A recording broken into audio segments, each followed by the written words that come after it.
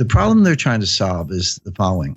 We know from a long series of experiences, 30 or more business cycles since the end of World War II, that when the U.S. is in a recession, you have to cut interest rates 3 to 4% to get the U.S. out of a recession. You need 300 to 400 basis points of cuts to get the U.S. It's like a plane heading for the ground. How do you pull it out of a nosedive and get it back up in the sky? The answer is 300 basis points of cuts. How do you cut interest rates 300 basis points when you're only at 75 basis points? The answer is you can't. And forget about negative rates. The evidence is now pretty good that negative rates do not work. In other words, negative rates are not more of the same. When you go from, let's say, 0.5%, and you go to 1/4, and then you go to 0, and then you keep going to negative 25, you didn't just ease by another 25 basis points. The evidence from Japan and Europe is that you're through the looking glass and you have very strange effects, really unintended consequences. I'll give you a couple examples. So the conventional theory is, well, the more I cut interest rates, the more stimulus I get. That's a joke, but that's what they think. But if I go negative, you're absolutely going to go out and spend the money. Because if you don't spend the money, I'm going to take it away. You sit there long enough, you'll have nothing left in your bank account because I'm going to take, with these negative interest rates, I'm going to take it away. So people will run out and spend. And the other thing is that, it's obviously, from the lending point of view, they'll borrow money, because the bank pays you to be a borrower. But here's what happens in the real world. This is the difference between academics and human beings. When people see negative interest rates, people have goals in mind. They have lifetime goals, right? They want kids' education, parents' health care, their own health care, retirement. If you start taking their money away with negative rates, guess what they do? They save more. They're like, hey, I got to put my kids through college. You're taking my money. Well, I better save more. And then what kind of signal is the central bank sending with negative interest rates? They're sending a deflationary signal. So people go, well, if you think it's going to be deflation, I'm not going to spend money. I'll wait till the price comes down. So you're trying to encourage lending and spending. And what you get is more savings and no spending, deferred spending. You get the exact opposite of what you want. So again, another egghead experiment gone awry. But the point being, so negative rates don't work. So zero bound really is zero. It really is a boundary. And Bernanke has said this in his recent writings, and I think he's right about that. So back to the problem. How do you cut interest rates 300 basis points when you're at 75? Well, the answer is you can't. So you have to raise them to 300 basis points. So the problem the Fed is trying to solve is how do they get rates to 3.25% before the next recession? Now, I'm not saying the Fed sees a recession, and that's easy because the Fed never sees a recession. In 102 years, the Fed has never seen a recession, never forecast a recession, but they know their economic history. We are 8 years into an expansion. It feels punk. I mean, the growth is anemic, but labor force participation is low, productivity is dropping. There are a lot of bad things going on, but in fact, we are in the 8th year, actually coming up on soon be entering the 9th year of an expansion, which began in June 2009. Right. By the way, you have a hard time convincing most Americans that we're not still in a recession. Depressions are different than recessions. The technical definition of a recession is 2 consecutive quarters of declining GDP with rising unemployment, a couple other bells and whistles, little subjective factors, but that's basically it. So people, when you say depression, they're like, depression sounds worse than a recession. And if recession is 2 quarters of declining GDP, then a depression must be like 10 quarters of declining GDP because it's got to be worse. But that's not the definition. The definition of a depression, you can have growth in a depression, but it's below trend growth. In other words, if trend is 3.5, and you're actually banging out 1.5, 2, that gap between, let's say, 1.5 and 3.5% growth, that's depressed growth. It's an output gap. It compounds over time, and you never get it back. We are losing trillions of dollars of wealth. We are impoverishing future generations on a relative basis because of our inability to get back to trend growth. So the reason American people feel this and don't listen to the economists, and they're right, is because we're in a depression. So leaving that aside, the Fed at least understands the business cycle and the fact that the next recession, they say they don't die of old age, but they do die, and we're getting closer to the next one. So they are in a desperate race to get rates up to 3.5% before the next recession hits so they can cut them to get out of the recession. The question is, can you raise rates enough to cure the next recession without causing the recession you're preparing to cure? That's the dilemma. That's the finesse. My answer is no, they're not going to be able to do it, but they think they can. Why are they in this box? Well, because Bernanke should have raised rates in 2010, 2011, in the early stages of the expansion, when the economy would have been much better able to bear it than it is now. Bernanke skipped a whole cycle.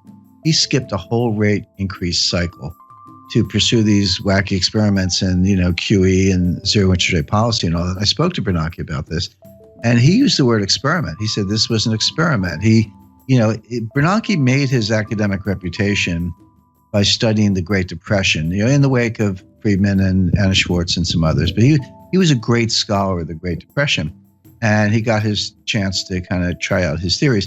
But what he told me was, he said 30 years from now, some new Ben Bernanke, some young scholar will look back and tell us if we did a good job or not. We actually don't know right now. See, the Great Depression was really two technical recessions, 29 to 33, and then 1937, 38. But from 33 to 37, we had an expansion, but the whole thing was a depression because we never got out of it. The stock market recovered the 1929 high in 1954. It was a long time to get back to even. But Bernanke's mantra was, doing something is better than doing nothing. I completely disagree. It's better to do nothing if you don't know what you're doing. And this is really the monetary equivalent of the Hippocratic Oath. Doctors say, first rule of being a doctor is first do no harm. Anyway, bottom line is, by pursuing QE and zero interest rate policy, Bernanke failed to raise rates during the early stages of a cyclical expansion, which he should have done. If he had, the economy would have been just fine, and we'd be able to cut them today, but he didn't. So Janet Yellen now has to make up for lost time. So that's the mission. But again, and this is what the market completely does not get. And the Wall Street economists don't get. Nobody gets this because they see the Fed raising rates. And they've done the correlations and the regressions back to World War II. And they go, every time the Fed raises rates, the economy is getting stronger. So if the Fed's raising rates, the economy must be getting stronger. So bid up stock prices, et cetera. But that's like saying umbrellas cause rain. Because they've got the causality backwards. The Fed never leads the economy, ever. The Fed follows the economy. So a normal business cycle looks like this. So you get a little expansion going and unemployment starts to go down, and industrial capacity utilization starts to go up, and inflation starts to go up, and the Fed's watching, and then it keeps going. And they go, it's getting a little hot. We better raise rates. And they raise rates, but of course they started too late. The expansion keeps going, inflation keeps going up, unemployment keeps going down. Then the economy starts to cool down, unemployment goes up, and then prices go down, and capacity utilization drops, and we get into recession. Like, we better cut. And then they cut, and then you hit the bottom, and then you come out of it again. So think of that as like a nice, pretty sine wave, right? That's a business expansion, business contraction over and over, 30 or so times since the end of World War II, with the Fed always following the economy, never leading the economy. So all the big brains on Wall Street, they've got all this data, and they say, well, every time the Fed raises rates, the economy is getting stronger. That has absolutely been true for like 30 times since the end of World War II. It is not true today. The reason it's not true today is because Bernanke skipped a cycle and they're playing catch up. For the first time since 1937, the Fed is tightening into weakness. That is a key thing to bear in mind. The Fed is tightening into weakness. They are not leading the economy to strength. They are not responding to strength, even though Wall Street thinks they are. And there's a great danger that they're actually going to cause the recession they're preparing to cure, as I mentioned. The Fed will raise rates 25 basis points 4 times a year from now until the middle of 2019, until they get them to 3.25%. So like clockwork, every March, June, September, December, for 2017, 2018, into 2019, look for a Fed rate hike until they get to 3.25%, at which point they'll be able to say, all right, now we're 3.25. If we have a recession tomorrow, we can cut them back down to 0 again and get out of it. That'll be mission accomplished. Now, this is why I was sitting there in December like, yep, they're going to raise them in March. And right now, I'll tell your listeners they're going to raise them in June. There's your Fed response function. There's your baseline scenario. What are the exceptions to a Fed rate hike? And under what conditions will they not raise rates? Because everything I just described to you, they've had in mind since March 2015, when Yellen took patience out of the statement. That was the end of forward guidance. And by the way, if you go back to 2015, I said they're not going to raise rates all year, and they weren't going to do the liftoff that people were looking for in March, June, September, and they didn't lift off in September because the Chinese rate exchange devaluation, the stock market fell out of bed August 2015. Finally, they raised them in December 2015, and Wall Street was ready for March. I said, no. In June, no. September, no. It wasn't until December 2016 that they raised them the second time. So obviously, there are conditions under which they don't raise rates, notwithstanding the baseline scenario. So what are those conditions? There are three. Well, four, actually. So if you see job creation below 75,000, that will cause them to pause. By the way, pause is the key word. If you go home through the speeches, you'll see the word pause in Dudley's recent remarks. Pause is the Fed's jargon for we're not going to raise rates. We got the Jim scenario, which I took from the Fed. It's their scenario, or a technical recession. So, we're going to know Friday what the first quarter GDP is. It's pretty close to negative, but I'm not saying we're in a recession now. We might be. But if you see a recession, they'll pause. See job creation below 75,000, they'll pause. By the way, that's a very low bar. If you see a jobs report, see, this is the other thing that confuses Wall Street. You see a jobs report with 100,000 jobs. So Wall Street goes, oh, that report's really weak. The Fed's going to think twice. No, 75,000 is the number. Yellen told us that. It was in one of her speeches. You just have to be a geek like me and read all the speeches. So the third factor would be disinflation. So the Fed has this 2% inflation target.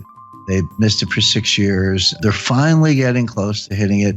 By the way, I think the listeners know they use the PCE core deflator year over year. There's PPI and CPI and core, a bunch of inflation indices, but we know what they use. PCE core deflator year over year. That actually has been getting close to 2%. But if you see it turn around, if you see that gap down to like 1.5, 1.4, 1.3, then they will pause. The last condition for the pause is a disorderly decline in stock markets more than 5%. If you see a 6, 7, 8% decline, so if the S&P went down 100 points, Fed doesn't care. Dow Jones goes down 1,000 points, Fed doesn't care. But beyond that, if you see the S&P start to go down 150 or the Dow start to go down 1,500 points in a disorderly way, it looks a little scary. It looks like there's no bottom. It looks like if you see that, they'll pause. So the Fed's going to raise like clockwork 4 times a year for the next 2.5 years, unless you see job creation below 75,000, disinflation, a technical recession. If you don't see one of those things, they're going to raise rates. And so right now, I don't see any of them. I mean, they could all happen, but it looks like, growth is going to be positive. Job creation's been decent, over 100,000. Disinflation is probably coming, but not quite here yet. And they'll want to see a couple months in a row. And the stock market's not crashing.